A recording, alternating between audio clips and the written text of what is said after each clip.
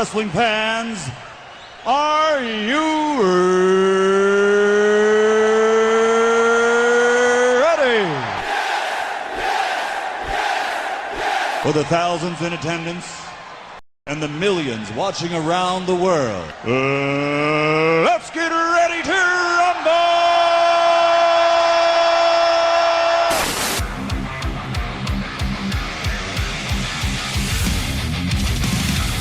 And now, please welcome at this time your hosts, Graham GSM Matthews and RJ Marceau. You're listening to the next era of wrestling radio. This is WrestleRant Radio.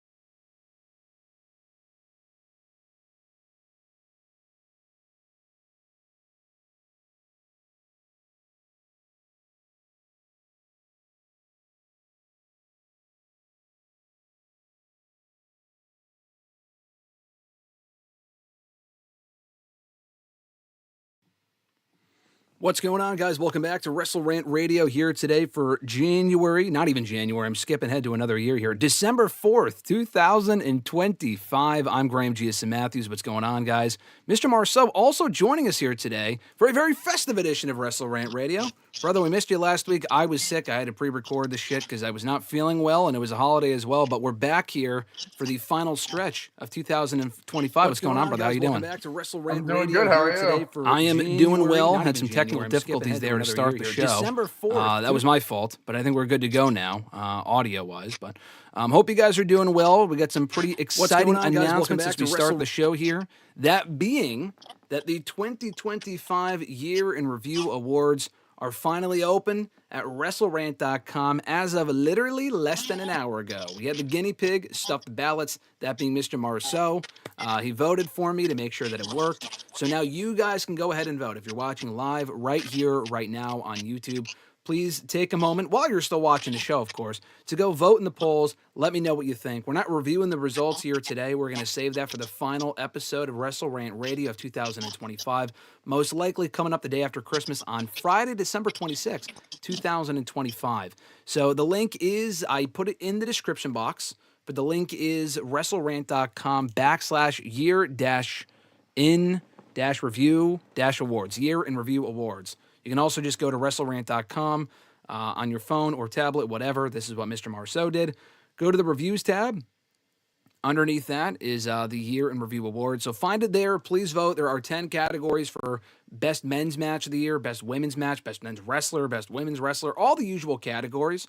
So go ahead, go vote in that. It would be greatly appreciated. And like I said, we'll review the results on the final episode of the show coming up on December 26, 2025. I'm already jumping ahead to 2026. I said January earlier, but we have a lot to discuss here today, including Survivor Series from this past weekend and potentially the path to the road to WrestleMania becoming cleared for WrestleMania 32. If Meltzer is to be believed, take that with a grain of salt. We'll get to that in a little bit. New episodes of the show every single Thursday on WrestleRant.com, WrestleRantRadio.com for the audio version. Catch the video version first right here on YouTube every single Thursday, YouTube.com/WrestleRant. You can also check out the audio version on all major podcast platforms. Shout out to the channel members, Alexis, Miss Bond Matthews, Dillon, DiGiacomo, Mrs. Renee, DJ Swerve1 at Swerve1 on IG, Mr. Marceau himself at RJ_Marceau on X, John Ritland on YouTube, Real Honesty with John Ritland right here on YouTube, Richie as well, Red Planet Wrestling on YouTube, and last but not least, at gruntwrestling.bluesky.social on Blue Sky for Average Grunt. So support those fine people. More information on it down below. If you are watching live, be sure to give us a like and subscribe to the channel. All that support is greatly appreciated. And also hit that bell notification button to be notified every single time we go live here on the channel, specifically for WrestleRant Radio every single Thursday. So I think that about does it as far as the shameless plugs are concerned. Like I said, the link is down below in the description box for the Year in Review Awards. Go ahead and check that out over at WrestleRant.com. You have a full 3 weeks to vote, but why wait? Do it now. Don't be stuffing the ballots like Mr. Marceau tends to do. Get it out of the way now. Vote once. We'll review the results at the end of the month. Appreciate everyone tuning in live. I'll get to that in just a moment. Let me pull up the chat here. I see Fernando there in the chat saying buenos dias. Asking Mr. Marceau, how was your Thanksgiving? It was good. I hope everyone else had a good Thanksgiving. I mean, we didn't really discuss this, but probably my favorite part of Thanksgiving was during the football game at halftime of the Chiefs-Cowboys game. Yep. The UFC announced that starting in January when they're on Paramount Plus, the main card starts at 9 p.m. Not 10. Not 10 anymore. 9 p.m. So you can actually be awake for the main events now. Exactly. Get another hour back. I know I'm an old man, but I need that hour. Going to bed at 1 a.m. is terrible. No, listen. Even as someone who goes to bed very late most nights, that's too fucking late for me. I've complained about this, as we know, and I'll get into that in a second, with the AEW pay-per-views starting and ending very, very late. I did not know that. That's great to hear, though, starting at 9 p.m. on Paramount Plus, because the pay-per-view model is dead. They confirmed that. We talked about that at the time. There's one this weekend, so it's not technically dead, but it's close. It's close to being dead. Not quite yet, but we got 1 foot in the grave. Maybe both feet in the grave, but we're close. Fernando asking, and honestly, you might have more thoughts on this than I do. You probably know more about this than I do.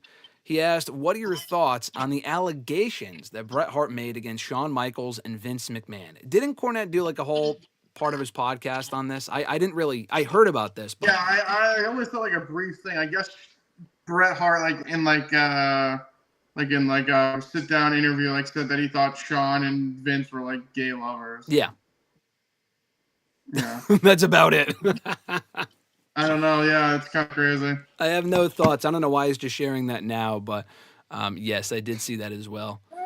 Nathaniel saying, how is everyone? My birthday's on Saturday. Happy early birthday, Nathaniel. He also said, hey, RJ, how do you feel about Roman and Cody if it happens at Mania 42? We'll talk about that later. That is kind of a bigger question that we will be discussing a little bit later on. Give me 1 second here. Got to invite Mr. Marceau back into the studio. Hold on.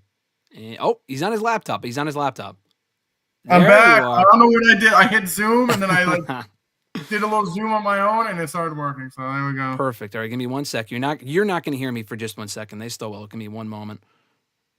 All right, cool. And then I got your picture up. You can still hear me, right? I can still hear you, brother. Perfect. Give me 1 sec. Just got to fix your thing on my end here. Fuck. What was I going to say before? Oh, yeah, if you go to the Year in Review Awards, if you vote now, the picture is outdated. I changed, it says 2025 Year in Review, but all the pictures are from last year. Bear with me. I just literally did this less than an hour ago, so I have to go ahead and fix that, but that should be fixed within a couple of hours. By the time you go vote, it might be up. There, I already voted. It's not fixed yet. Not you. You're good to go. You already stuffed the fucking ballots. All right, Mr. Marceau is back on his computer, so he should be good here. Hold on. I have to change your fucking thing. This is what you get, guys. We're live, and I'm fixing it as we're on the go. Okay, we're good. All right, let me get back to the chat here. 1 second. Fernando asked, do you think AMC is the right spot for TNA? I'll get to that in a little bit. I also have some thoughts on that. That was announced earlier this week, which is very cool. Fernando also asked, did you hear about LA Knight having real heat backstage? That's just a rumor right now, but I mean, we said this at the time. I mean, it's definitely not a coincidence. LA Knight was on the show this week. He beat Jey Uso, which was nice to see. I like Jey, but LA Knight was the right person to advance. We did not need fucking Gunther and Jey Uso again in the finals of that last time is now tournament. As RJ shakes his head vehemently, yes. He wanted to see the internet explode. He wanted to see me rant here on a Thursday morning, or on a Thursday afternoon, rather. Nah, as LA Knight would say. I want to see Gunther versus Jey, round 8. Fresh match, I thought, right? Fresh match. And I haven't seen it before. Round 8, round 9. Thankfully, we don't have to fucking deal with it. Yeah, round 8, I guess. 8th inning. Oh God, round 6, 7. Don't do that ever again. Oh God, I just heard everyone click off. It's not a coincidence that LA Knight was not on Raw after he held up that sign that said LA Knight greater than Jey Uso, whatever that sign said like a month ago, he was not on Raw for like a month after that. I don't think that's a coincidence. And I also don't think he's winning this tournament. I don't think he was ever going to win this tournament, but I am happy to see him in the finals. Fernando, question for Mr. Marceau. I have so much football knowledge, I just don't want to spoil anything by answering this question, so I will bestow this upon Mr. Marceau. I kid. He said, do the Cowboys have a real chance of making the Super Bowl this year? Dem Cowboys. They do. I mean, I think they've been playing well recently. I mean, they are playing Detroit tonight. A win tonight, I think they'd be in good shape to make the playoffs. I don't know if I say Super Bowl, but I think they win tonight. They have a good chance to make the playoffs. Now, I don't think I caught the halftime portion of the show where you said the UFC announcement was made. I did watch early on of that Chiefs-Cowboys game on Thursday. I legitimately was watching it during Thanksgiving dinner. It was on in the background. It was very competitive from what I saw. Then I watched Planes, Trains, and Automobiles. So I did not finish the game. Who ended up going over in that matchup? It's a great movie. The Cowboys went over, obviously. Damn Cowboys! Wow, over Chiefs Kingdom? Did you see it was the largest watched Thanksgiving game of all time? Seriously, really? Yeah, it was like 56.2 million people watched it. Wow. Usually ratings trend in the opposite direction. That's pretty impressive. Not for football. Not for football, I guess, especially on Thanksgiving. That's crazy. Richie, what's going on, brother? So what's up, Graham and RJ? How we doing? We're doing well. Thanks for asking, Richie. Thanks for joining us as always. Nathaniel asked, we think Bron Breakker beats Punk on January 5th. I am going to answer that later. We'll talk about that a little bit later on in the show. You guys are asking a lot of great questions that I will get to as we progress here in the show. I'm not going to give everything away in the first 10 minutes. He also said, go Patriots, we're winning it all. I don't think so. They'll make the playoffs. I don't think they'll win at all. But I think if they don't make the playoffs, it has to be like an epic collapse, which I don't even think is possible. Okay, but they're doing well so far this season. Yeah, they're playing well. I just don't think they're winning the Super Bowl. Okay. Oh, good question here. I know you... we've talked about it before, I think at the time when I fully watched the show, but Stranger Things, the first batch of episodes of season 5 came out. Have you caught up on the first season yet? Oh, dude, we breezed through. It's 4 episodes. Yeah. I think we watched it in like 2 nights. And they're shorter episodes. I don't know if you've seen the 5th season. The 5th season, like every episode's like an hour and a half. The last episode's like 2.5 hours. But the first 4, I think it was like 50, 50, 50, and then like the last one was an hour and a half. So we caught up. We watched that. Last week. It was good. It was good. Ended on a good swerve or something to look forward to. So I thought it was pretty good. Yeah, no, I really liked the ending. I don't want to say too much for those that haven't seen it. I mean, it did come out a week ago at this point, but you know, the episodes are a little bit longer. They're shorter than their average Stranger Things runtime. Season 4, like that last episode, like you said, was like fucking 2 hours. Said it was like 3 hours. I thought I was watching Avengers Infinity War or something like that. But no, it was good. I liked the last season the most. We talked about this at the time when I finally caught up on the show. But yeah, we just finished watching it on Monday, I think. And we both really liked it. The Vecna tease, again, won't get too much into it, but it was a nice cliffhanger, and the next 3 come out on Christmas. I think the release schedule sucks because I'm not watching it on Christmas. I'll watch it the next day or just like I get like releasing them in batches to get you excited. I get that. But like releasing them on the holidays, I'm not a fan of. But you can just watch them after the fact. That is what it is. But you did see that the last one that they're releasing, just one at the very end, is going to be in theaters. Did you see that? Yeah, I'll be watching at my house. Yeah, you're not going out on New Year's Eve and. Yeah, I'm not going on New Year's Eve to go watch Stranger Things at a movie theater. It's 2.5 hours. Okay, so was the last one. They didn't have the movie theater then. I mean, I know that the endings would be crazy. Yeah. Like, I don't think it can go wrong, but no, I thought the first 4. If you like the show, the first 4 episodes definitely, I thought did well. Yeah, I thought the first episode was good. I think it got progressively better as it went along, and you kind of found out more about Vecna/Henry, who he was earlier on in his life and whatnot. Bold question here, though. Who do you think dies, if anyone? There's got to be someone that dies. Come on. There's got to be people going down. That's a great question. I think Steve, maybe? Come on. We like Steve. Everyone keeps saying Steve. Everyone's like, Steve's going to die. I hope he doesn't die. I hope he doesn't, yeah. I mean, I want to be like, I think Hopper's dying. I think I don't know if that's a hot take, but I think he's going to die. I think Will's probably going to die. Really? Okay. I mean, again, not to 11. 11 has to. I mean, could she die too? I mean, she's gonna be trying to put over Vecna. So put over Vecna. No, she kind of has to. Yeah, those are my three. I'll give you those are my top three. What about the yeah, I think Steve might die. Will I could totally see. What about not Derek? What is his name? Derek? The kid with the curly hair. What's his name? I forget.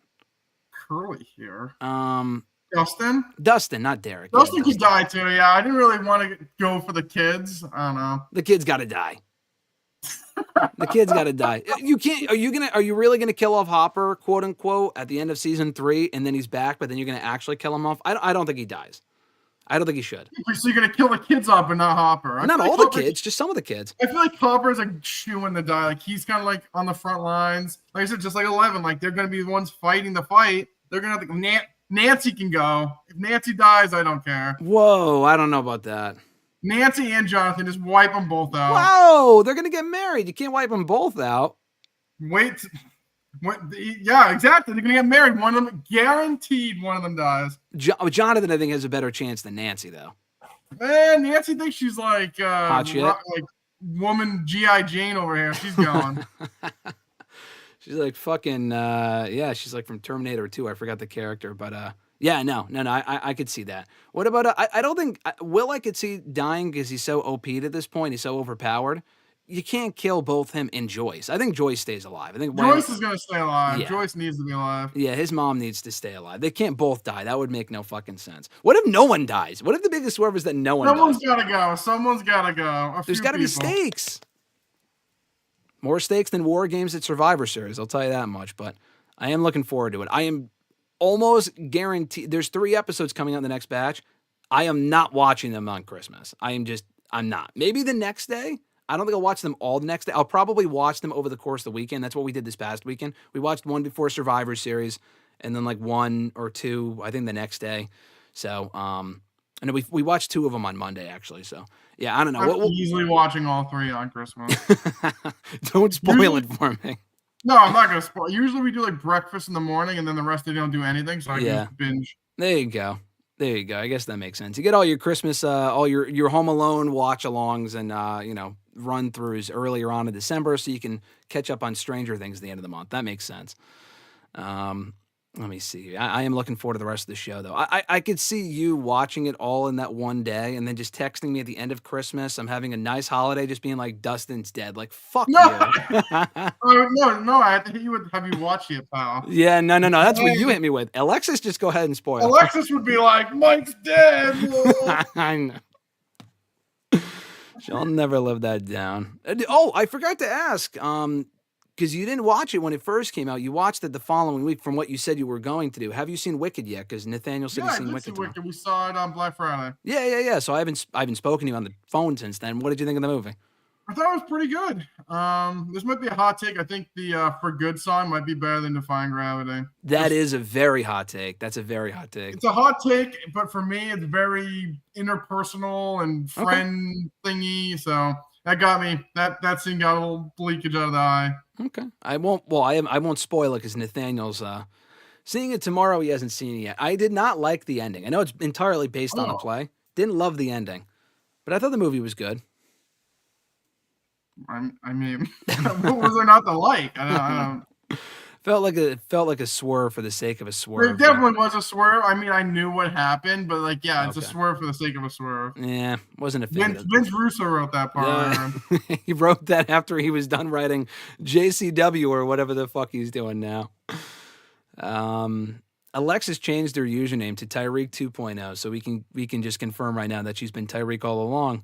Yes, the cute holiday background. You can't see it on your end, Mr. Marceau, but I have the holiday background. Not from my view, but like on the layout of the video. I have a holiday background for the entire month of December.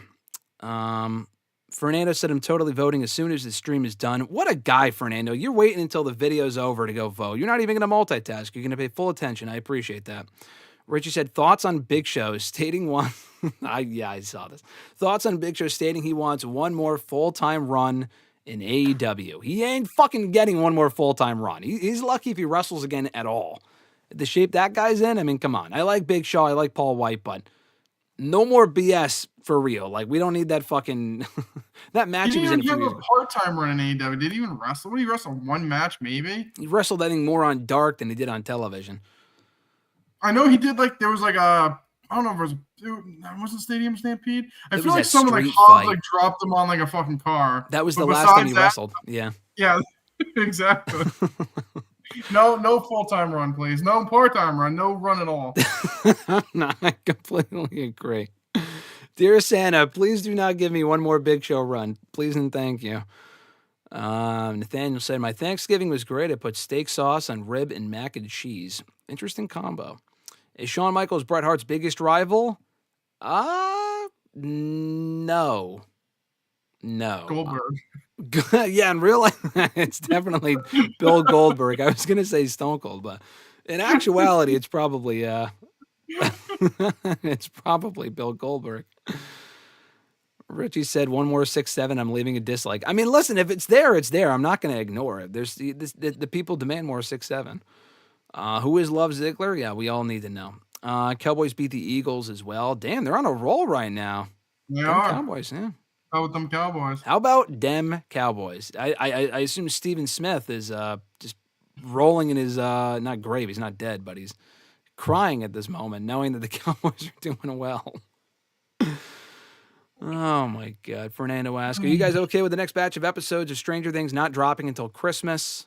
Yeah, I mean, do you like the fact that they're stretching it out, not just dropping them all at once? I mean, I get why they're doing it. I wish it was a little bit closer together. It's only a month. I know. I want to fucking binge the whole thing. If they put, I mean, I get. Like I said, I get. It's like they get to keep the hype going, which I understand, but just give me it. Listen, I like that they're doing this because if they dropped, I'm not saying you're saying this, but if they dropped all 8 at once, that would have been fucking ridiculous. Because they're so long. I'm not going to watch all 8 in the span of like 2 days. That's you, though, but some people would. But I don't want to be spoiled by it. Don't get on the internet. For a week? Yeah. I hate the drop all at once model. I hate it. I don't like it. I'd rather it drop weekly. I prefer that model. But if you drop 4 at that point, they should just what they realistically should have done do 1 episode each week. Yeah, that would have been nice. But they want to really dominate like the holiday. Netflix doesn't work that way, and they've never worked that way, which is fine. I'm not a fan of that. I'm more of a fan of the whole weekly model shit. But if they drop it this way, 4 at once, 3 at once, 1 at once, obviously I'll see you at the movie theater for the last episode. Then I like that. So I will probably watch it. I will very likely watch it on New Year's Eve because we don't do much on New Year's Eve. I'll very likely watch it that night, and then we can talk about it from the comfort of my couch. Though I'm not fucking going to the theater for that. I probably would fall asleep in the chair at midnight. Let's see. Do we think Mike is dying? Dustin's got to go too. Do I think Mike's dying? You said yeah, right? No, Mike stays alive. Okay, Mike stays alive. No, Dustin does not have to go. He's whispering sweet nothings in Eleven's ear when she's kicking the can. Just like Jonathan does to Nancy before they get married. Oh my God, that's Jonathan. If he dies, I'm not going to shed a tear. But Nancy, yeah, I like Nancy. Nancy should stay alive. Does Max die? I don't think so. I don't think so either. You need to what? I think you need Nancy to go. You need some good people to go. So Nancy going. Keep Steve alive. Kill Nancy. No. Keep Steve alive and Nancy. What if they end up together? That's the long-term storytelling. It could be. They started together and together. It could be. I don't. He's not booking it. You need a couple good people to die, though. I feel like you just whack all the people that no one cares about, then who cares? Including the kids, though. You're saying no kids. No, kids have got to die. If Dustin went, if Will and Dustin die, I mean, Lucas, I could care less. If Lucas went, go for it. Save Erica, or I would jump on a grenade for Erica, so don't kill her off. I don't think she's dying. I hope not. But what's Erica's brother's name? I forget. Lucas, he can go. What? No, Lucas is one of the best characters on the show. No. What? It's terrible. Lucas is great. He's actually normal. He can go. Will's got to die. He fucking cries. Oh, Will's my best dying. friend. Will They don't want to play D&D dying. with us. He cries all the time. He's a little baby. Oh, my friends don't want to play D&D with me anymore. Like, get over it. Your friend doesn't have a crush on you, buddy. Deal with it. It's okay. I know you got powers now. That's cute. But he doesn't like you back. Mike doesn't like you. I'm just going to break it out. Like, that's why I think one of them has to die. Because he's going to like him. And Mike's like, I don't like you. I think Will's dying. Will's got to die. He's in the 3 people are definitely, my thought, definitely dying. Will, 11, And Don't say Nancy. I want to say Nancy so bad. Dustin. I'll say Dustin. Fuck you! No, Dustin's got to stay alive too. We can agree no Steve though. Steve needs to be alive. Steve's like the bond that keeps them all together. We love Steve here. Well, what about Maya Hawke's character? What's her name? Robin? No, not 11. The other girl that Steve thought like he had a crush on, but she turned out Robin. to be... She's the one that like the girl with the ginger hair. What'd you say her name was? Robin is her name. Robin. Yeah. She can stay alive. I feel like she's the one that. Yeah, no, she needs to stay alive though. Well, you're killing off Dustin. Come on, that's crazy talk. Dustin can go. He's being a little prick. Get rid of him. Keep Lucas. Keep Max. Yes, keep Lucas. Lucas has got to stay. If Erica's staying, then Lucas is staying too. Erica has to stay too. Hey, listen, America without Erica. Yeah, that's true. I won't. Again, I'm not spoiling anything from the episodes, but that one episode where she really took control in that kid's house with the syringe or whatever, that was pretty badass. That's Erica for you. Yeah, she took matters into her own hands. That's Erica for you, like you said. I can't wait for us to finish this show so then we can fully talk about it and get into who died and who didn't. I could bring tissues and whatnot. Oh, my God. Yeah, Richie said, everyone dies except Steve. Just as you think he's about to bite the dust, all you hear is on your left, and in come the Avengers. Yeah, no, Steve, no, everyone, but that would imply that Lucas has got to die too, and Dustin's. Lucas and Dustin got to stay alive. They can't. Robin is okay. She can die. It's fine. I don't think she is. She's got her girlfriend now. She's happy, you know. Will, he's happy too. Like he's fully embraced who he is, but that means he's peaked. He's reached his I'll just write down a list of people that need to be kept and people that can go, and then we can compare notes. I agree with that. Yeah, no, 11's got to die. I'm sorry. 11 has to die. Hey, later. See, 11. We can definitely agree on that. She's my first person that got to go last. Yeah, no, I agree. I'm not a big 11 fan. I've never really been much of an 11 fan. Yeah, Alexis said, gritting my teeth over here, RJ. Over the John Cena spoiler thing. That's what she's referring to. Like I said, don't worry. I'll get the text. Oh, Nancy died. I think the introduction of Dorothy negatively affect the movie a little bit. Oh, talking about Wicked. No, I like Dorothy. She wasn't even really in it. No, you didn't even see her face either, which I also kind of liked. No, I think she was fine.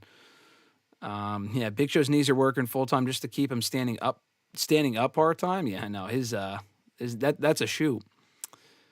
Nathaniel was asking, who would we want to see Paul White face if he was back in wrestling? No, nobody. Retirement. That's why I want to see him face. That's it. A chair so we can sit down and give us all a break. As Jim Ross once said on Dark Side of the Ring. I think Nancy is Mike's sister. He is Mike's sister. Yeah, Nancy is Mike's sister. Yeah. I was like, is that supposed to be some sort of a swerve? Fernando said Alexis should win WrestleRant Swerve of the Year. Yeah, because she is fucking Tyreek. We confirmed that. Best angle of 2025. If Mike dies, I would be shocked, Nathaniel said. No, Mike's not dying. Like I said, when 11's on the ground, breathing her last breath, he can whisper a sweet nothing, and then she goes. And then Nancy can be laying right next to her, and Johnny can do the same thing. No, Nancy. G.I. Jane staying alive. I wonder when the Judgment Day breaks up. Evidently, no time soon, based on what we saw on Monday. Never. They're all back on the same page. Hey, Roxanne Perez took the title from Liv. No tension. Mr. Marceau is a Judgment Day fan till the end. And I also heard he was a Grande Americano fan, too. Not that garbage. He wasn't even on Raw, thank God. No, they relegated him to AAA now. He's over there. Great. Keep him over in Mexico. Don't put him on fucking Raw. It's a complete waste of time. I wanted to say this as well. We had some breaking news this past week. No, not just TNA on AMC. I'll get to that in a second. I made my debut on Jim Cornette's podcast. I got buried by Jim Cornette on the drive-thru. I got the notification from Mr. Marceau right before Survivor Series on Saturday that my question was not only responded to by Cornette, they aired the audio of me asking Tony Khan the question about AEW's long pay-per-views, in the part of my question where I said the quality of the pay-per-views is pretty consistent, which I maintain, but obviously that wasn't good enough for Cornette, comparing it to groveling to Donald Trump before proceeding to talk about the egregious length of the AEW pay-per-views. I maintain what I said. The wording of it may not have been ideal, but hey, Brian Last seemed to like it. He said, hey, good question. Hey, listen, that's good enough for me. I appreciate Cornette at least addressing the question. I know he agrees with me, just didn't agree with the way that I worded it, but that's fine. That has been my goal, to get at least something on the drive-through, whether it be specifically something I write, because they seem to respond to a lot of Bleacher Report lists on the show. And I did not know it would be my question to Tony Khan that would make the show. So getting buried by Jim Cornette can cross that one off the list. And Brian Last praising the question a little bit there. Appreciated that as well. Appreciate Mr. Marceau for sending that my way. Check out the drive-through from last week. That was a pleasant surprise when you sent me that before Survivor Series. I was dying laughing. Hey, corny. I'm corny canon now. I'm canon within the Cornette universe. So Yep. Amazing. But no, in all seriousness, though, this past week, TNA announced that they are headed to AMC starting Thursday, January 15th, 9 p.m. live on AMC. Easily the biggest platform they have been on since they got the old boot from Spike TV over a decade ago. They've been on Destination America. They've been on Pop TV. They've been on the fucking Pursuit channel, a hunting channel that I don't even think no longer exists anymore. They were on Access TV. They were on Twitch for a little while, YouTube. And now finally they're back on a major platform, that being AMC, in early 2026. The talks have been going on for a while now. I know Carlos Silva, the president, who clearly cannot get enough TV time on NXT and TNA television. The guy's all over these fucking shows. He's always in the ring. Whenever someone even retains a title, that man is in the ring. It's like, all right, brother, sit down. We don't need to see you on the show. That said, he has been saying for months now they were in the works or negotiations for a new deal, and they got the deal done, and I thought they might end up on a smaller network, but AMC is a pretty great network for them to be on, considering, or at least compared to what they were on previously. I know, obviously, the A&E shows like LFG, that's been on A&E. On AMC, I feel like WWE did some documentaries on there. Maybe they were only A&E, but it's all within the same realm of the same network and whatnot. But it's a great step up for TNA. Now, the obvious question is, does this make them the number two promotion? No, it does not. Their viewership will be up quite considerably from what it was. I don't expect it to be close to a fucking million or even 500,000. But hey, stranger things, pun intended, have happened. So what are your thoughts on the news, Mr. Marceau? TNA headed to AMC in early 2026. No, I saw that yesterday. It's huge news. Obviously, we went to Bound for Glory, and yeah, it was a good show. And I thought they set up a lot of things. Obviously, the WWE, TNA, and NXT merger or partnership definitely helped with that, which he acknowledged. Like, they definitely did well, but without WWE, they probably wouldn't have got the deal because they've had all the exposure with their guys on CW and vice versa. So I think it's big. Like you said, I don't know where they are. You said Access TV right now is where they're currently on. Yeah, I don't even have that channel. Yeah, I don't even think, honestly, I don't have the channel either. I do have AMC. Yep. So I mean, what days it air on? Thursdays, you said? Yeah, it already airs on Thursdays, and I like the fact they're keeping it on Thursdays as well. Yeah, no. So I mean, I think, like you said, I'm not sure exactly what the number is going to be, but definitely going to be hitting more households than they're hitting now. Oh no, yeah, for sure. I mean, for those curious, it will not be live every week. It's going to be a mix of what it has been and what it was even back in the day, where it's live like once a month or once in a while, and then they tape a bunch of shows, and those. It's not live on Thursdays every week. They didn't even do that when TNA was on fucking Spike. They did it for a little while there in like 2012, 2013. But for the most part, they would like do a live show, tape a show, that would air the following week. That's what the formula and the layout's going to be for this coming move to AMC in early 2026. But yeah, it's going to be airing at 9 p.m. like the old TNA Impact days when they were on Spike with Vince Russo creatively running the show, and when fucking Hogan was there, and some of the dire days of that company. Maybe they can reclaim some of that magic, but I think it's a good product. We were there for Bound for Glory, and it was a good show. Some stupid booking decisions, but I mean, that's it. Hopefully they can kind of get past that and not be overwhelmed by the influence that WWE has over them, like in the Leon Slater-Javon Evans match with that awful, fucking god-awful Dark State interference finish, which was just terrible and arguably ruined the ending of that match. But no, I'm looking forward to it. And also the big takeaway here is as well, so they're on Thursdays. When we initially talked about this a couple months ago, and the rumor was, WWE wants to help them get a bigger deal, become number 2. They're not going to be number 2 anymore. But the whole idea was, let's have them compete with AEW. So let's maybe put that on Wednesdays.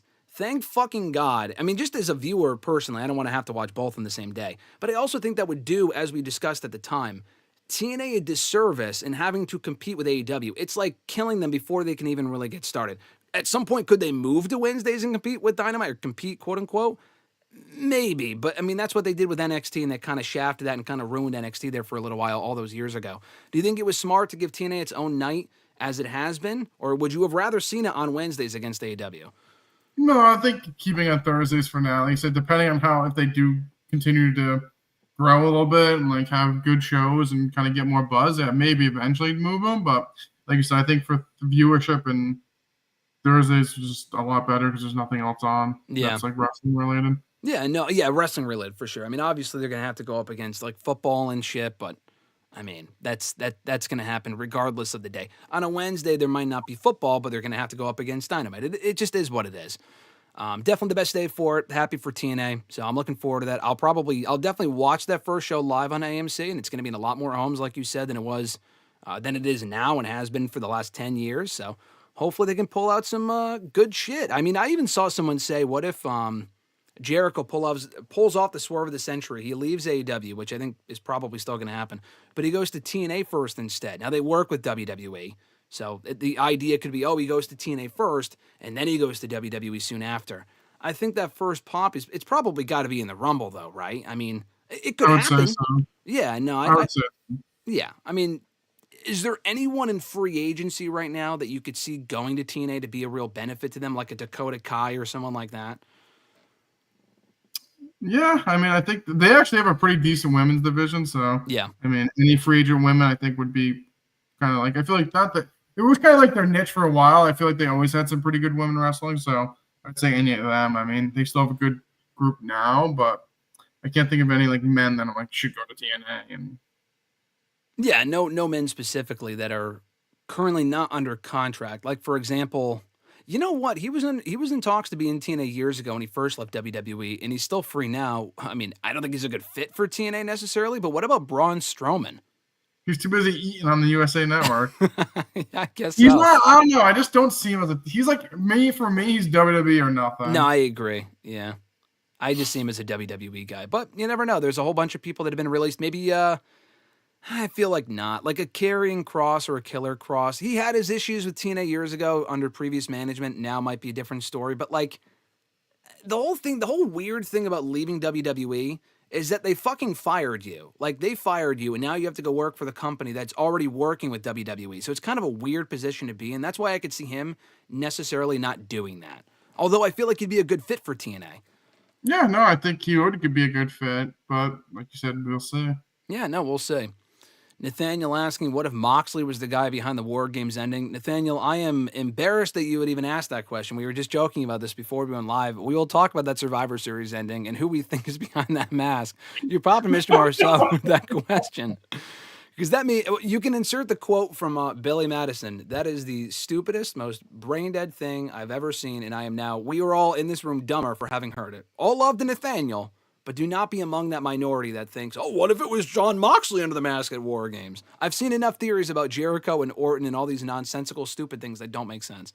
I guess why would it be Moxley? He's working for AEW. That doesn't even make sense. I mean, you said earlier, he lost to Claudia last night. They're writing him off the show. Like, is his contract up soon? Like, maybe, like, I don't get, like, what, like, that just doesn't make sense. No, and why would AEW even work with them on that? What would they gain out of it? It would just make zero sense.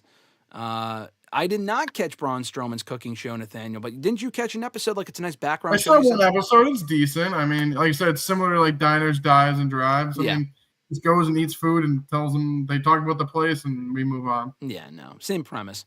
But speaking of Survivor Series, do you want to talk about the show from this past weekend? All of 4 matches, half of those being WarGames matches. And is it safe to say, before we even get into anything specific here, that it's time to do away with the WarGames gimmick, that it's kind of overstayed its welcome, and getting 2 a year for the last... I mean, if you include NXT, it's really been 2 a year for the last, 8 years. But in the main roster specifically, we've gotten 2 a year for the last 4 years since 2022. 2 for the last 4 installments of Survivor Series.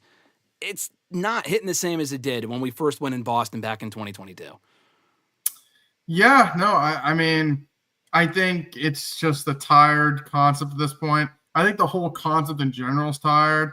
The whole point to me that I think the one thing to me that I don't like about it, which I think when they introduced the Elimination Chamber to kind of replace War Games, the one thing about War Games I don't like is you have to wait like 30 minutes for anything of actual to happen. Yeah. Like, yeah, they're hitting moves and all this other stuff, but until everyone's in there, nothing matters at that point. So you could fucking die in the middle of the ring. The match still goes on because, not the last guys that come in. Yeah. I think the whole like concept of like, oh, War Games only starts when everyone's in, it to me is just like, you're kind of just sitting there, you're like, okay, like let's get there. Okay, like that was kind of cool. But like it's the same formula, like the team that has the advantage gangs up on them up, then the next person comes out and then they get advantage. It's just, to me, I would way rather see Elimination Chamber. I know you can't challenge someone to Elimination Chamber. That's what Triple H said, yeah. Triple H did tell you that. But they do have a pay-per-view. For me, I would just way rather see Elimination Chamber than War Games at this point. Yeah, I think what you say, I completely agree with, like the whole waiting aspect of it. Like, because the match isn't going to end because you can't make pinfall. So there's no real drama there. It's just a lot of violence. And I think that's fine for a feud that warrants the violence. Like if you want to see people just absolutely destroy each other, that works. I just don't think, but even with that though, I don't even think there's been something that's like, oh, they really need this. Like, so two things. One, yes, I agree with that. And one B is that these matches are not violent enough.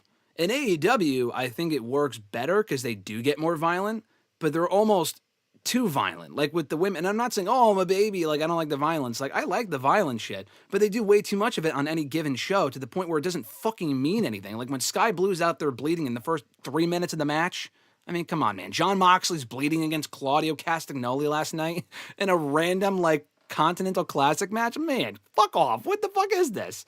It doesn't mean anything. So when you make it mean more, WWE does not get violent enough. They have had violent matches. Like Punk and McIntyre last year was violent. That's great because that was worthy of that stipulation. It was worthy of getting violent. When you do it all the time, it means nothing. When you don't do it enough, these matches are just sanitized and safe, and it's just kind of hard to care, and they all blend together. The other thing is, when you talk about like the time limits and how like long it takes for people to come in, I feel like that exposes the gimmick of War Games. And what I mean by that is, if you do it less, I think it would bother you or me or other people less. Like you wouldn't notice it as much. When we don't get it twice a fucking year in the same night specifically, it wouldn't really bother me. It's like, okay, yeah, I don't really love that they do that, but when they make those like intervals matter by beating the shit out of each other, and it's maybe once every 2 years, and we don't like we've talked about this. I mean, I hate to sound like a broken record, but it's at Survivor Series every year. Like, why are we challenging? We're not challenging anyone to a War Games. It's like given at this point that they're doing it. And you can't challenge someone to a War Games match. And we have enough factions to where it can make sense. But why not do War Games in like April when the Judgment Day is about to die and you can blow it off with that as opposed to waiting until November every fucking year? I think creatively it just doesn't make sense. No, yeah, like I said, I think the concept it definitely needs a break. I don't know if you can tweak it, like you said, maybe like there can be pinfalls. There needs to be something, like I said, and definitely, like you said, I do think it does need to be more violent. The whole point of the whole concept, there has to be more violence because there's always a disadvantage. So there should be more violence in general, but it's just the problem is the match, like there should be like a stake to like there needs to be a purpose to have this match instead of saying, oh, it's November again, let's roll out the War Games cage. Like I like both teams like that were formed, but they didn't need a War Games to like settle the score. Like it's supposed to be two groups to settle a score. You go to War Games, not random teams that are like, oh, I'm going to team with you. We don't like these people. Like, like it just, I think it's just, the whole concept to me, I think it needs to take a break. We've said this before, but like what you just said about how like it's not at the point where it warrants a War Games match when it's just like, oh, we're just teaming together because we have common enemies and we don't like those people. You know what that sounds like? A Survivor Series elimination match. And that's what we got on SmackDown last week. And I actually liked that match. I actually thought it was a pretty good match. People are so fucking overreactive. I didn't read the spoilers for SmackDown last week. It was a tape show Black Friday. They taped it the week before. people were complaining about that show as if it was like the worst thing that WWE's ever produced. I heard about the elimination match. I heard it was like, oh, how could they do this? And I'm thinking, oh, fuck. Did Solo just squash Sammy's entire team, and it's Solo beating everyone with the Samoan spike?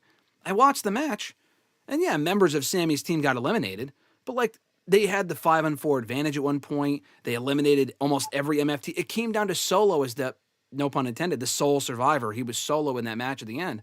I'm like, why are people complaining about this? Like, I don't love the Solo aggressive push, but this isn't that big of a deal. Like, it's just, do you expect Nakamura to go over? No. Like, Sami Zayn could have won on his own.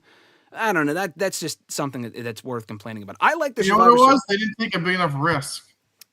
It was safe booking. They didn't do any risk. Nakamura didn't beat Solo. Come on. I will ask you about that in a second. But what was I going to say? Just the WarGames stuff itself, they got to take a break from. Oh, just like with the elimination matches. I mean, I know you love that Bischoff-Austin match from 2003, which is one of the greatest elimination matches in that event's history. Yeah, put it in my fucking veins. Would you prefer that they bring back Dwayne Johnson now? The goosebumps? He's brought The Rock. The Rock, Dwayne. He's coming back, baby. John Cena's last match, bookmark it. And he's gonna face Cena in his last match, and he's gonna beat him, and then Vince is gonna come out. It's gonna be a whole thing. Would you prefer that they just bring back the Survivor Series elimination matches, and just as Survivor Series elimination matches? None of this Raw versus SmackDown bullshit. We were there for the last one in 2021. I couldn't tell you almost anything we saw on that show, and we were fucking there. Yeah, I feel like the Survivor Series matches were great, like the elimination matches. Like you said, the one there, like there was stake. I think it was Austin. If his team lost, he would lose GM. Yeah. I think it was GM Raw. So yeah, like, that was huge. Yeah, whoever one got leadership or something, yeah. Like I said, there were some people on Raw, some people on SmackDown that kind of were all, I thought those were fun. They weren't the greatest matches. No, like when it was like Team Lesnar versus Team Angle, like all the biggest guys in the company were Team Lesnar. It was like Nathan Jones, Big Show, fucking, I think who else is Matt on Morgan? it? Matt Morgan, A-Train, versus like Cena, Angle, Benoit. Oops, sorry, I said that name. Hardcore Holly? Hardcore Holly, and like someone else. I think it was Bradshaw, who was in JBL. Yeah. I think it was just Bradshaw. Like that's just a random throwaway match, but like, I don't know. To me, I take that over WarGames all day. I think WarGames at this point it's just it needs to go. It's tiresome, and I think the matches on Saturday were good. I thought both matches were good. Which match did you enjoy more, the women's match or the men's match? I may have liked the women's one more this year. See, I think I like the men's one better. A lot of people complain about the finish of the men's one. I didn't mind it. I thought the ending of the women's one was kind of like that right at the end, because I think Lash Legend was the last person to come in for the women. Yes. She just lays everyone out, and then they're like, okay. And then randomly just Becky's the last one, and she just tapped out. I'm like, okay. Like, Io did the spot. She did the flip. Like, okay, we've seen that 1,000 times. I love Io to death. Mm-hmm. I love Io. Probably the biggest Io fan. We get it. She puts the thing on her head and does the flip. But, like, I don't know. I thought, like, AJ tapping out Becky, like why? Well, I mean, that furthers that feud, so I get that. But why, though? Like, now she's lost twice to AJ. Like, why are we continuing this again? Well, because Becky's going to have to go back and get revenge. And it gave her the whole complaining gimmick. I mean, I think... No, I understand that, but I don't know. I feel like it was just such a flat finish. Like, the rest of the babyface was watching her as she put her in the Black Widow. She tapped out. I'm like, okay. It gave her a reason to boycott Raw. Men's one. I thought at least Bron Breakker getting the win. Like, it's a big win for him. Yeah, I like that, yeah. Like, it's huge. Becky Lynch putting over that... blue chipper. Let me check my notes here. I got my notes. AJ Lee at this point. I mean, like, who cares? I liked it because it furthered the feud. Am I saying that needed to happen? No. I mean, honestly, almost any other. The outcome to me, the baby faces, I think, had to win, especially if the heels were going over at the end of the show. I'm fine with the faces going over. Whoever pinned who didn't really matter to me. Like, we never said coming into this, like, oh, this person has to beat that person. The men's match, it made more sense. I think I enjoyed the women's match because I had higher hopes for the men's match because the women's match is usually weaker than the men's. Like, the men's match is usually stacked and it's better. The women's one is typically all plunder and all this other shit. correct me if I'm wrong, we didn't get as much plunder this year. Yeah, the stupid trash can spot from Io Sky, like, okay, fucking stop. Like you said, I love Io, completely agree. We don't need to do this again every fucking year. We get it. It's deja vu at this point. But they didn't go overboard with the weapons, which I appreciated. The men's match, I think I was expecting more because you had so much star power in there. And maybe you didn't have an issue. I think also, like you said, they leaned lighter on the plunder. Yeah, so I appreciated that. Which was good. I don't want like 1,000 weapons in there. The whole point of the cage, the whole point of the match is to use the cage. The cage is the weapon, not the 30 kendo sticks and the glass and the tacks and the chairs and the tables. That's just to get the fans giddy. But yeah, like I said, I didn't hate the women's match. I think I liked the men's a little bit better, but I think they were pretty similar and like. They're pretty much the same match, just different genders, honestly. Yeah, no, I agree. They were kind of interchangeable. Neither match will be included or are included in my final year in review awards. If you go back and check that out, cheap plug, WrestleRant.com, go vote. Neither match is in there. They were good, but nothing, I'll go, RJ already stuffed the ballots. Nothing I'll remember even a week or two from now. On the AJ Becky thing, before I go on, though, Nathaniel asked, does AJ beat Becky one-on-one? The first match, no, Becky's got to win. After losing twice to AJ, Becky's got to win the next match they have, right? I would say, Becky needs to win the next match. I mean, maybe AJ wins ultimately, but Becky has to win the next one, especially after Becky lost the women's IC title, and she's been on a losing streak recently. She's definitely got to win that next match. But anyway, though, yeah, so you talk about the men's finish. A couple different directions to go here. Let's talk about the masked man thing real quick. Or actually, even before that, let's go back to what you said earlier. There's a couple things I want to talk about here. The risks that they did or did not take on this show. All right, we've heard a lot about this, not just with this show, but like that's been the talk all year. Like they don't take enough risks, and I agree with that. I have said that here on the show. We've talked about this. I do think they need to take more risks. I do think this company has played it safe for the most part for the last year. Am I going to sit here and say they always play it safe? No. And I know you and I can both rattle off at least 5 different moments where they did not play it safe, including the Cena heel turn. Playing it safe would have been just Cena being a babyface all year. They didn't play it safe with the Cena heel turn. They tried it. The heel turn itself, although it did not make sense initially, the whole idea of it didn't make sense, which is what we said that. Again, check the fucking archives. The execution was amazing. The turn itself, the run itself, fucking sucked and did not make sense. And it was executed terribly. But it was a risk, and they went back on it by turning him babyface. The Rollins cash-in, by doing the whole injury thing, like that wasn't playing it safe. They put the briefcase on Rollins again, put the belt on him. That wasn't a risk. They put him with Paul Heyman. That was something different. They could have kept him with Punk or Roman. They put Heyman with Rollins. That was something different. Like they've taken risks this year. They had Breakker turn on Rollins like immediately when Rollins got hurt. They didn't wait. They had him turn on Rollins as soon as Rollins got hurt. That was a risk. That was something they did differently. The follow-up has been, lackluster, but that was a risk. It's not always a great risk, but let's stop pretending they don't take risks. Breakker pinned Punk on Saturday. Was that a risk? No, but I mean, safe would be, Brock Lesnar pins fucking Roman or vice versa, or Roman pins Cody pinning Drew would have been playing it safe. Cody beating Drew 3 times or 2 times coming into the show, that was playing it safe bullshit. I fucking hated that. We talked about that. But Breakker pinned Punk. What's the issue with that? That was the right outcome. So I just don't think the criticism, in my opinion, is consistent, and I think you would agree. No, like I said, I feel like I've been seeing it on Twitter and stuff. People are saying, every show, like there's just everything they're doing just so safe, and they're not taking any risk. But like you said, we've named a few things. Jey Uso beating Cena at Royal Rumble, that's a risk. Big risk. Guess what? The people on Twitter hated it. The people that went to the shows liked it because they liked Jey Uso at the time. Jey Uso beating Gunther, people hated that because they hated the way he beat them.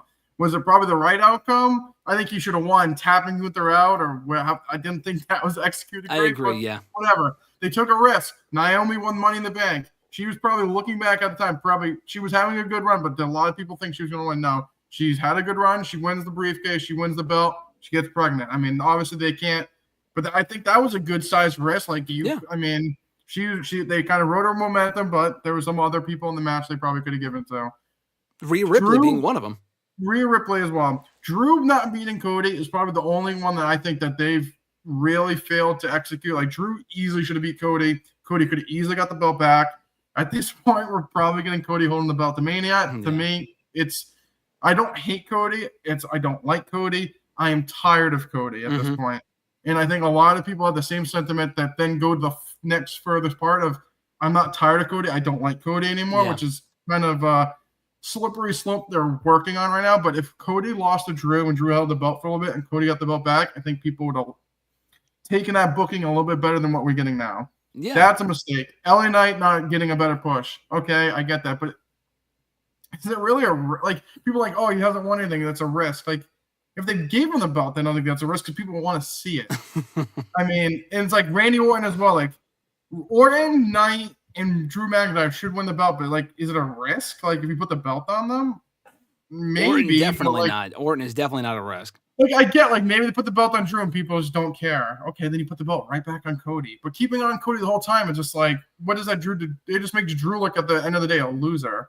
For the women, I feel like they've opened the checkbook. Like, do you tell me Stephanie was going to the belt? I would have said you're an idiot. Like, I was surprised that she got like the belt and she's done great with it.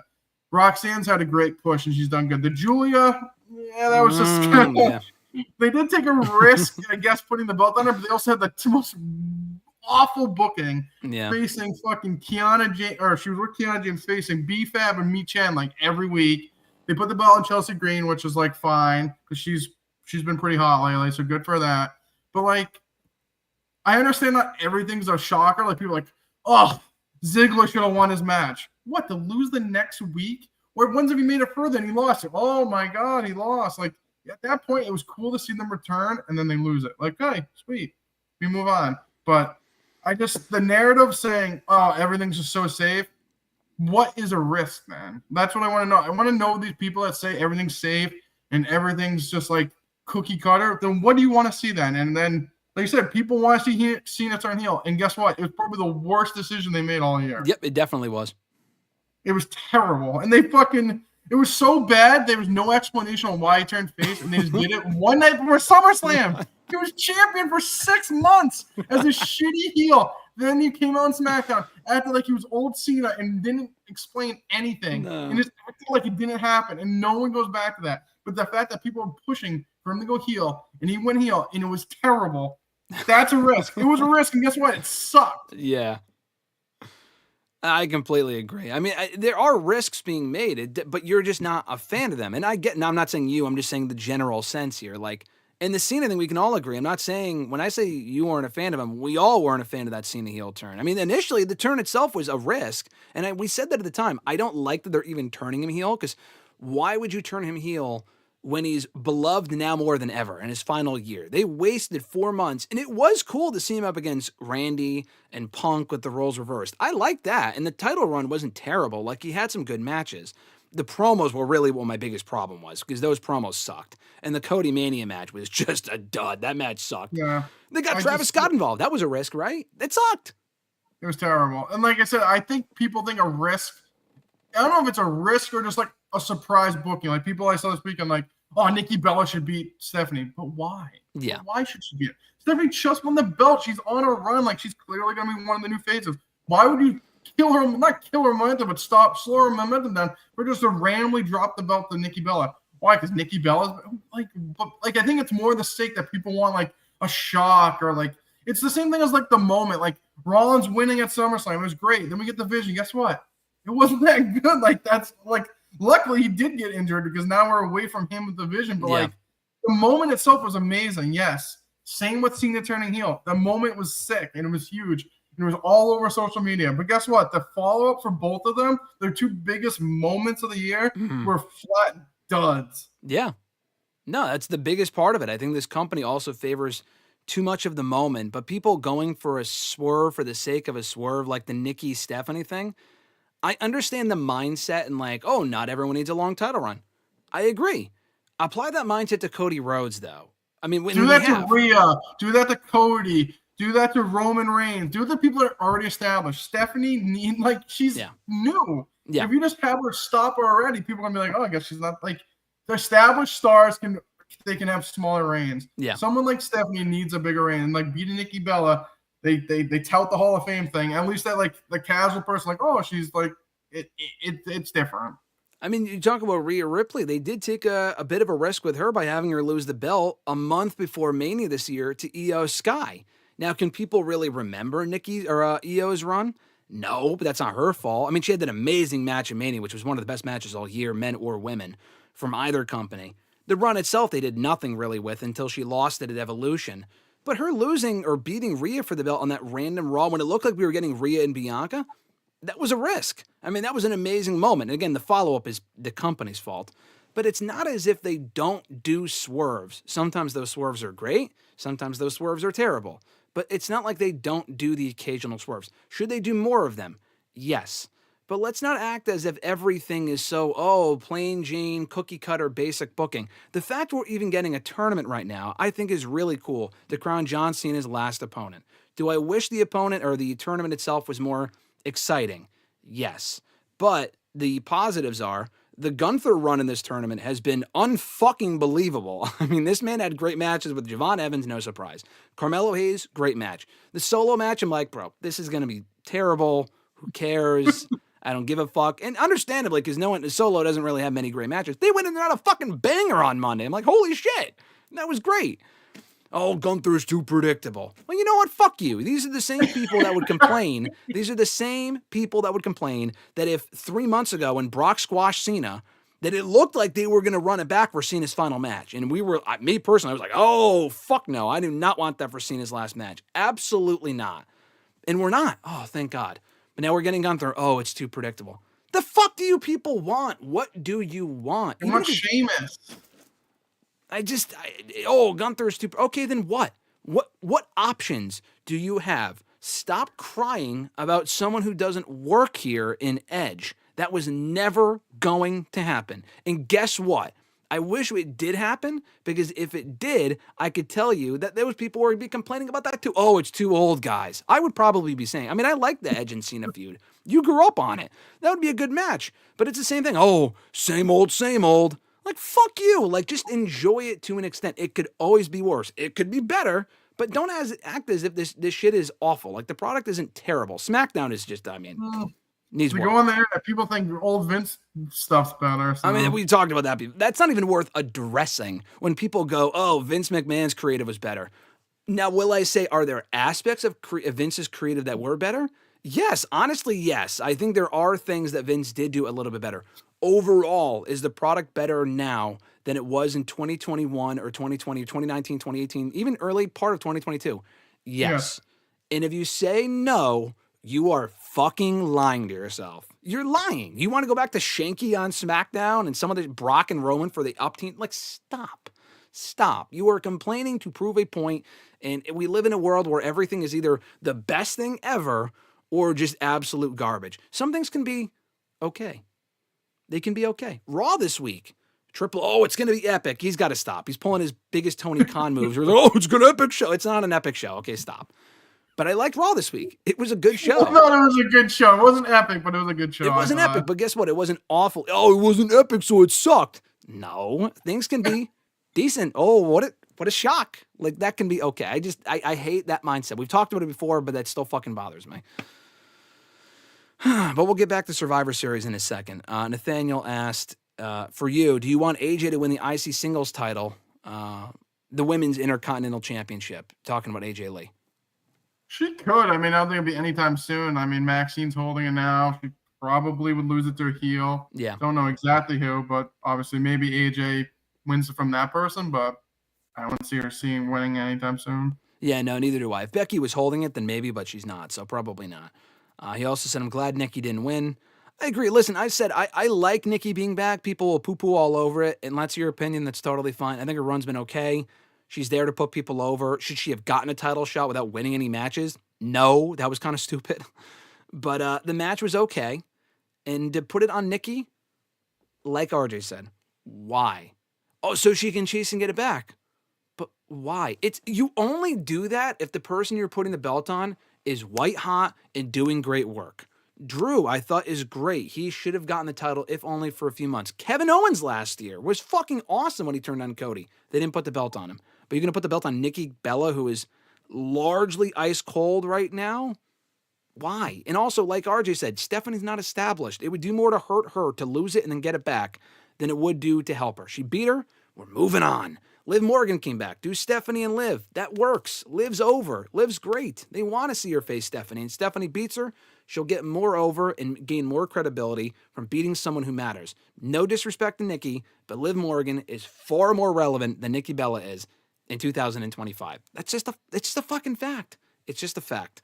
But Nathaniel also asked, RJ, do you think Cena should beat Gunther? No.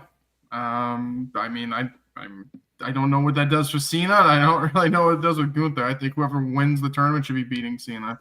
And we said this before. I am not as adamant now about Cena losing. I would not hate it if Cena won. It's his last match. He just lost to Dom, which he should have, which we'll get to in a second. I'm happy about that. But if he wins, I'm okay. Do I think Cena should be a 50-year-old Cena, near 50-year-old Cena, should be beating what was an unstoppable Gunther at one point? No, ideally, no. I don't think that makes sense. But if Cena wins, I won't come on here the following week and cry about it. I'd be okay with it. Richie also said, Nikki Bella deserves the world title. Legends like her walk to the future like Io Sky could run. Yeah, I mean, listen, if Nikki Bella got a title run, the closest thing that she's going to get to a title run is probably the tag titles with Brie Bella coming back. That was the last thing that we needed, by the way. We talked about that a few weeks ago. Brie Mode hitting at Survivor Series and helping Nikki win. You're saying the tag team? Honestly, if she beat Maxine, I'd be okay with that. But I think Maxine's probably going to lose it to Roxanne, in my opinion. No, I agree as well. But like, if she beat her, I'd be okay with that. I don't think that's a bad thing for Maxine. She lost obviously she's not a great in the ring, so she lost to Nikki Bella. I think she also, like you said, I think she will lose it to Roxanne, which makes 100 times great decision. But it's safe. I know that's safe. I know that's cookie cutter. Yeah. But Nikki Bella, on the other hand, big risk if she won the IC title. No, definitely more risky than some people have been saying the company has been. Here's an interesting question, though, or a statement from Richie. He said, I've been saying to a few friends for a while that Gunther should not be Cena's final opponent, nor does he need the rub of retiring someone else after retiring Goldberg earlier this year. He said, LA Knight needs it more. A win against Cena would make Knight a credible main event star, finally. So a few things on that. I agree. I think LA Knight would benefit more than Gunther would. I completely agree. The only reason I say Gunther should be Cena's final opponent is because I think the dynamic works better when you have Cena in there, who everyone's going to be cheering for, against someone that everyone hates. Like, I think the dynamic works better when you have the hated heel, at least in this case, against the very popular Cena. Would LA Knight be better off as the opponent? If he actually wins, then yes. Do I think LA Knight would beat Cena? No, I really don't. If LA Knight's going to go in there and lose, it doesn't really accomplish anything. Nor would Gunther, but at least Gunther has that, I'm going to retire Cena like I retired Goldberg. It makes for a better story. You're not getting any back and forth between them on the mic. Cena's not coming out again until his last match. So I don't really love that. And also, I think the Gunther match, from an in-ring standpoint, is going to be better. I think LA Knight's a good worker, but I think Gunther, dude, he got a fucking banger out of Solo Sikoa on Monday night. If he can pull off a miracle like that, I think him and Cena could have a great match. LA Knight, that Jey Uso match on Monday wasn't great. It was fine, but it wasn't great. And I'm also just not convinced, even if LA Knight beat Cena, that would be implying that WWE is going to push him as a main event star. We haven't gotten that sense in God knows how fucking long. You know what I'm saying? Like, would you agree? Would you rather see LA Knight in that spot? And do you think it's actually possible? No, like you said, I think Gunther is the perfect opponent. Like you said, he's the clear heel. Yeah. People are clearly going to boo him. He like you said, has the thing going. I retired Goldberg. Now I'm going to retire Cena. If you put LA Knight in there, you might get some mixed results. I also think LA Knight, good worker. Him and Gunther and Cena will be a much better match than Cena and LA Knight. If you're getting a good match out of Solo Sikoa who can't even wrestle his way out of a wet paper bag, then you're doing something wrong. I think he knows he's a perfect heel to put him in the right spots.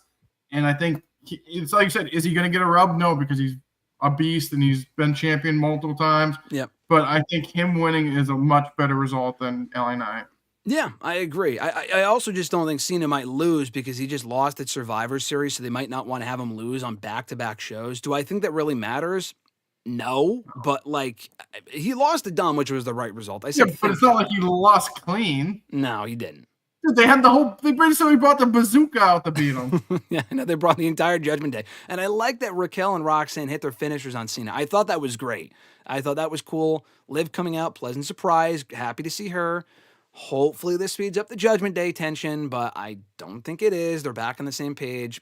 Fucking kill me. Like, that needs to end. I'm done with the Judgment Day shit. But, Cena could have, Nathaniel asked, who did Cena put over this year? He did put over people. He should have put over more new names than he did. He did put over Uso in the Rumble. Not exactly a new name, but he made Jey Uso main eventer by losing the Rumble. Didn't lose again until he lost the title to Cody. Cody's not a new name, but he lost to Cody. He lost that young, that up-and-coming Brock Lesnar at WrestlePalooza and Dom. That's it. He really didn't put over anyone else. He should have put over more people this year. He should have put over more people. Yeah, more younger people specifically. But hey, at least Dom beat him in his final PLE, so there was that. I guess so. Richie said Knighton fought 2 at Mania was a sleeper hit. I wouldn't count him out completely, but you're right about the face-heel dynamic being better for drama in the final Cena match. Yeah, I'm not saying Knight's a bad worker. I just think in the ring with Cena, fought 2's amazing. That's the thing. Cena, not that Cena's not amazing, but he's also almost 50. Cena's matches this year have been very hit or miss. The Dom match, take away the interference, was not very good. It was okay. But he also had that fucking banger with AJ Styles, so it just depends on who he's in the ring with. But back to Survivor Series as we wind down here. This was the big talk coming out of the show. The WWE foreshadowed their Mania main events with the end of that show. Breakker beat Punk. He pinned Punk to win that match. And it was said, oh, that's the Mania match. Meltzer had egg on his face by Monday, not even a full week later, by Monday, when they announced that Breakker and Punk is happening, but not at WrestleMania. They're not even doing it at the fucking Rumble. They're doing it in a month from now, on the first Raw of 2026 for the World Heavyweight Championship. Now, could they have a series of matches? Yes. Do I think they would do the first one and then do it again at Mania? Honestly, I really don't think they're doing that. They did do that with Rollins this year with Punk, but the match at Mania with Punk was a triple threat. It wasn't another singles match. They did another singles match on Raw before Mania. But anyway, so they said that. Meltzer said that was the world title match for Mania. The WWE title match would be Cody Rhodes defending against Roman fucking Reigns again. Now, he hasn't defended against Roman, but we're getting the match again for a third time at WrestleMania. 2 things. 1, do you think this is accurate? And 2, are you a fan of them going in this direction if it is indeed true? I think Breakker beats Punk on the January Raw to win the belt. I feel like like you said, I guess you could do a series of matches. I feel like maybe do him and Rollins at Mania for the belt. Or Roman. But I'll ask you about that, yeah. Yeah, you could do Roman as well. I think Rhodes and Punk, to me, I feel like would be better than Rhodes and Cena or Rhodes and Roman again. Yeah. I don't hate Rhodes and Roman 3. I just don't think it needs to be for a belt. I think you just do it. It's a big enough match. You can just do them 2 against each other. But yeah, I think Breakker, like you said, Breakker Roman or Punk and Cena, that combination's better than the 2 flip-flopped. No, I love that idea too. I think Punk and Rhodes, which we have not seen one-on-one since Punk's been back, they've teased it a few times. They haven't done it. I don't know if you turn one of them. Maybe. I don't know. You might have to. I don't really think you need to. But, Richie said Meltzer's a bum. I hate that we still have to listen to him sometimes. Some of the times he's right. Like the Survivor Series women's match, it was like, oh, Lash Legend, why the fuck would she be in this match? He said initially she would be in it before she even got called up, and he was right about that. Is he wrong half of the time? Yes. I don't know what his ratio is, but he is right sometimes too. I don't want him to be right here. And also plans do change. So maybe it could be the plan now, and then plans could change. You said that Cody and Roman doesn't need the belt. I agree. I would only do that match at Mania. 1, it feels too soon after their last match a year and a half ago. But 2, I would only do it if you either turn Cody heel going into it or turn Cody in the match itself. And by April, it's December, so we're not quite there yet. But as of now, I don't think Cody should be turning heel. Like, do you think? I know you said you're tired of Cody and whatnot. Are you among those that's like, oh, take a risk, turn Cody heel in the next 6 months? Or do you think there's still more juice left in the tank, as I do, with Cody Rhodes as the top baby? No, that's why I think you do him and Punk. I feel like Punk could be more of the heel. Yep. Cody's still the face. Braun and Roman. I think that like sells itself. I know like people might say it's not the sexiest match, but like, or it's predictable. But like, okay, Roman was the big dog and Bron Breakker's the new big dog. So they fight at WrestleMania for the belt. I know, like I said, people are gonna say it's safe and it's not creative and it's just cookie cutter because it's Braun versus Roman. I think that's a great match. And then I think Punk and Cody is like a sleeper banger. Like we haven't got it yet. Punk can lean more heel, and we get him and Cody for the belt. I mean, I think those are. It's better than the two Rhodes and Roman. We don't need that for the belt, so I don't want that. If it's no title, fine. I don't know where else you'd go for the title, but that's fine. But I just don't love Punk versus Braun. If they're doing the match on the first Raw, why would you? I don't think you need to do it again. I agree. I didn't even want it. Even if we weren't getting it on that Raw, I had said before, I don't even think we need that match at Mania because I feel like there's other like we've seen Punk feuding with the Vision all year.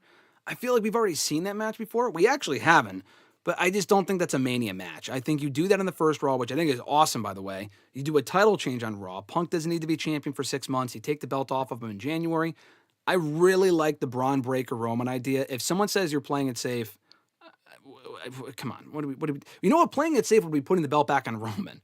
I wouldn't put the belt back on Roman. Braun beating Roman clean would be taking a risk. We like that word risk. If you want to take a risk, you have Bron Breakker beat Roman Reigns clean at Mania. He retains the title. You move the fuck on. Roman hasn't finished the feud with the Vision yet.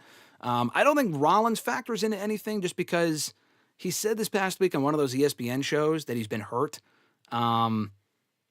He might not be cleared until closer to April. That would be really last minute to kind of factor into him in some sort of big plans. So probably, I guess you could do him and Braun after Mania. After Mania. Yeah. I mean, to have him at Mania, if Bronson Reed issues an open challenge, then maybe. But to factor him into a big Mania main event, I don't think. I think you wait until after Mania. Raw comes out, Braun's barking, and I'm the greatest thing ever, and then you have Rollins come back. Yeah, and then you do that at Backlash or whatever, or build to it at SummerSlam. No, I like that idea a lot. They also said in the chat, Nathaniel and Richie said, I mean, Rhodes and Randy, what about that? That's also a possible Mania match. That's a great match as well. I like that one as well, too. I mean, we don't know I don't know where Randy's been, but that's they've been saving that one. But no, I mean, Rhodes and Randy's great, too. I mean, it'll be a godsend if they just don't get that. I think at this point, that's creeping up to Roman Rock territory. We got to get that match in there. Randy's been getting hurt a lot. He's obviously a little bit older, but at this point, let's just give us the match. I think people are dead set on Mania. I just want the match at this point in the feud. I think it's gonna be great. But we're creeping on, like I said, Rock and Roman. It's gonna happen this year, and then it doesn't happen. Then we get let's get it. Yeah, and a full-on feud too. Because to be fair, we did get the match this year in the finals of the King of the Ring tournament in Saudi Night of Champions. And it was a very good match, but we really need the feud, build off their history and legacy. Orton is the one as the heel, in my opinion. I feel like that makes the most sense. I would have been fine with not doing that at Mania if we were getting it now. And we got it at Survivor Series or in December. They didn't do that. Orton's been on vacation or some shit. I don't know where the fuck this guy's been. I don't think he's hurt. He's just not there. So, no, I agree. I think that works as a Mania match. And Richie even said, we need Rhodes versus Punk and Randy before we get him locking up with Roman again. And I also agree with this. He said, save Rhodes and Roman 3 for Mania 45. Enough time will have passed where we can get a heel Cody, which would make that match feel fresh. I agree. I would wait a few years for that, not rush into it at the moment. And Nathaniel even said, I give up on Rock and Roman unless it happens at 43. I'm glad none of you suggested Rock and Roman because like RJ said, that ship has sailed. That ship is sunk like the fucking Titanic. Saudi Mania, that's a big match. You think listen, never say never because I feel like when we count that match out is when we're going to get it. For Mania 40, we were like, oh, it's been so long, we're not getting it. And then Rock's like, oh, here I come, I'm going to do the match. No, you're not. It doesn't make sense. Of all years to do it, it made the least amount of sense to do last year. And that's when they were going to do it. Dwayne, go fuck yourself. So maybe they could do it in Saudi, like you said. I'll be there front row. Bray Wyatt gets inducted in the Hall of Fame. Yep. I was going to say. I got to tell Alexis about that. Bray Wyatt gets inducted. We get Rock and Roman finally. Saudi Mania. That's what it's going to be all about. So I completely agree. Eric, you're joining us now. We're actually wrapping up, but I appreciate you joining us nonetheless. I think that was it. I think we covered pretty much everything from the past week in the world of wrestling. A lot of talk about Mania. We'll hopefully get a clearer picture as even January progresses. We'll see what the rest of the month of December has in store for WWE and AEW. AEW is kind of doing the Continental Classic stuff right now. There's really not a whole lot to talk about on that front, but WWE, I like Raw right now. I think Raw's been a good show. SmackDown, different story, 3 hours. Or SmackDown's a chore. SmackDown's a chore is probably the best way to put it. I agree. 3 hours, just kill me now, but that's not until early January. So until then, though, while SmackDown is still 2 hours, RJ's already done it. But now you guys have your task to do as well. Go stuff the ballots. Year in Review Awards. Mr. Marceau is basically Uncle Sam over here. He's encouraging you to go vote. Go vote in the WWE AEW Year in Review Awards for 2025. The 13th annual, I believe, annual awards here on WrestleRant Radio. Very excited about that. So 10 categories. The link is down below in the description box if you're watching on YouTube. But regardless, it's on WrestleRant.com. I'll have the link up on the main page at some point, hopefully today as of Thursday. I got to change the picture. That's outdated too. You can also go to the review section on the drop-down menu, and it's right underneath that as Year in Review Awards. So go vote. We will review and reveal the results on the final episode of the year in a few weeks around Christmas, so stay tuned for that. New episodes every Thursday here in video form on YouTube, youtube.com/WrestleRant. Audio version as well, WrestleRant.com, WrestleRantRadio.com, and all major podcast platforms. Channel members, Alexis, Miss Mon Matthews, Dillon, DiGiacomo, Mrs. Renee, DJ Swerve1 at Swerve1 on IG, Mr. Marceau himself at RJ_Marceau on X, John Ritlin, Real Honesty with John Ritlin on YouTube, Richie, Red Planet Wrestling on YouTube, and Average Grunt as well at gruntwrestling.bluesky.social on Blue Sky. More information in the down below. Be sure to like the video, subscribe, all that stuff greatly appreciated. We'll be back for an all-new episode next Thursday here on WrestleRant Radio, and I'll be back live again on Tuesday for #AskGSM. Mr. Marceau, any parting words as we ride off into the sunset here? I got nothing. Enjoy your holiday season. Watch Home Alone. Let me know when you do. Watch Stranger Things. We can discuss the list of who's dying soon. Well, listen, I think that we'll put together a list as far as who's staying alive and who's dying. But not the last few episodes, the last one is on its own. But the next 3 come out on Christmas. Very likely we'll see what happens with the week and the way the schedules match up and whatnot. But if we speak the day after, on the 26th, I will try to watch all of the episodes before we speak. I will rush through them on fucking Christmas. So we can talk about it, the review, the results of the polls, but also talk about Stranger Things, and we can cry together when Steve dies or whatever happens. Okay, sounds good. I look forward to that. But until next time, guys, for Mr. Marceau, I'm Graham GSM Matthews. Have an awesome holiday season. We'll catch your ass down the road. Peace. Join Graham GSM Matthews and RJ Marceau every Thursday as they run down their weekly wrestling rants, offer expert analysis, host exclusive interviews, and more. Subscribe today on all your favorite podcast platforms and never miss an episode of WrestleRant Radio.